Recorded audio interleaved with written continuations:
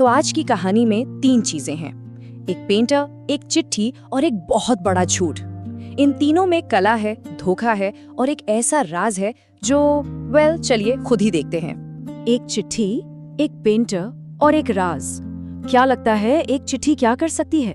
अलविदा कह सकती है, किसी बात का इकरार कर सकती है, या फिर एक ऐसा धोखा बुन सकती है जो सब कुछ पलट कर रख दे। हाँ, तो हमारी कहानी इन्हीं 3 चीजों के चारों तरफ घूमती है। एक चिट्ठी, एक पेंटर और एक ऐसा राज जो शायद दिमाग हिला देगा।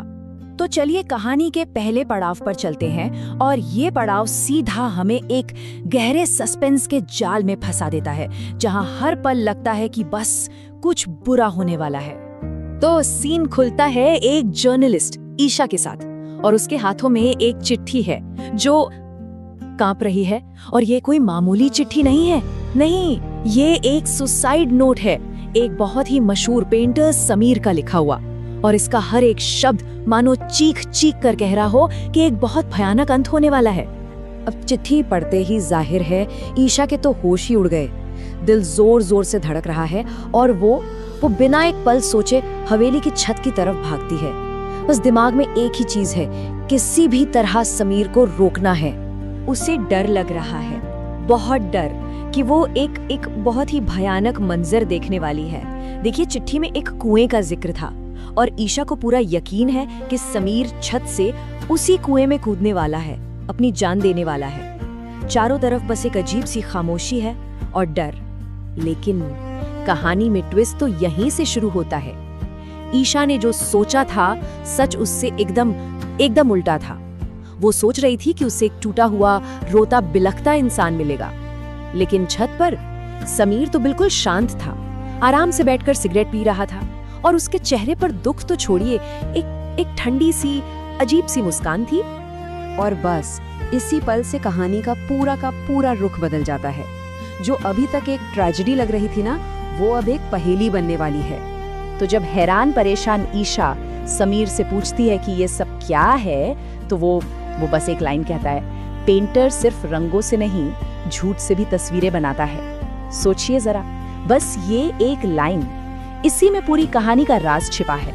ये कोई दुखद अंत नहीं था, ये तो एक बहुत बड़ी साजिश की शुरुआत थी। मतलब समीर का वो सुकून, वो शांति, ये किसी ऐसे इंसान का बर्ताव हो ही नहीं सकता जो अपनी प्रेमिका मायरा को खोने के गम में डूबा हो। उसका ये शांत रहना ही सबसे बड़ा सवाल था। आखिर हो क्या रहा था यहाँ? और ठीक उसी वक्त जब ईशा का दिमाग इन सब सवालों में उलझा हुआ था, हवेली के ठीक नीचे एक काली गाड़ी आकर रुकती है। एक पल के लिए जैसे सब कुछ रुक सा गया, और उस गाड़ी से जो उतरता है ना, उसे देखकर तो ईशा की चीख ही निकल जाती है। वो कोई और नहीं, मायरा थी। हाँ, वही मायरा जिसे पूरी दुनिया ये मान चुकी थी कि वो एक कार एक्सीडेंट में मर चुकी है। तो इसका मतलब क्या हुआ? मतलब ये कि जो कुछ भी हो रहा था वो सब एक नाटक था, एक बहुत बड़ा धोखा। चलिए आप जरा इस धोखे के पीछे की असलियत को परत दर परत खोलते हैं। अच्छा, तो सबसे पहली बात, जो एक्सीडेंट हुआ था वो सच था, फेक नहीं था। लेकिन उसमें मायरा नहीं मरी थी। मरने वाला वो अमीर बिजनेसमैन था जिसने मायरा को किडनैप किया था, वही जो इन दोनों को अलग करना चाहता था। तो अब पूरी तस्वीर साफ हो रही है। ये एक बहुत ही सॉलिड मास्टर प्लान था, स्टेप बाय स्टेप। स्टेप 1, एक एक्सीडेंट की कहानी बनाओ ताकि दुश्मन रास्ते से हट जाए। स्टेप 2, पूरी दुनिया में मायरा की मौत की खबर फैला दो। स्टेप 3, समीर के पागलपन और गहरे दुख का नाटक करो।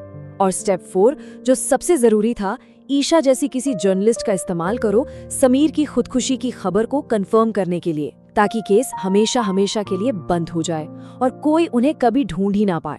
तो देखिए, झूठ और सच के बीच का फर्क कितना बड़ा था। झूठ ये था कि मायरा एक्सीडेंट में मर गई। सच ये था कि मायरा जिंदा थी और उसका किडनैपर मारा गया था। झूठ ये था कि समीर गम में पागल हो चुका है। और सच ये था कि वो भागने का पूरा प्लान बना रहा था।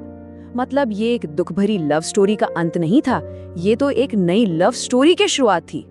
और हाँ, ये कोई जल्दबाजी में बनाया गया प्लान बिल्कुल नहीं था। इसका सबूत छिपा था समीर की एक पेंटिंग के ठीक पीछे। उसने चाकू से कैनवस फाड़ा और अंदर एक छिपी हुई तिजोरी थी। और उस तिजोरी में क्या था? 2 नए पासपोर्ट, नई पहचान के सारे कागजात, मतलब आजादी की, एक नई जिंदगी की पूरी तैयारी। तो इस पूरे धोखे का, इस नाटक का नतीजा क्या निकला? मौत नहीं, बल्कि एक नई जिंदगी, एक बिल्कुल नई शुरुआत। और उनका प्लान 100% कामयाब हुआ। दुनिया के लिए समीर और मायरा दोनों मर चुके हैं। उनकी कहानी खत्म, किस्सा खत्म, सब कुछ खत्म। लेकिन हकीकत में तो उनकी असली जिंदगी आज से शुरू हो रही थी, सारे बंधनों से दूर, दुश्मनों की पहुंच से बाहर, और सबसे जरूरी, एक दूसरे के साथ।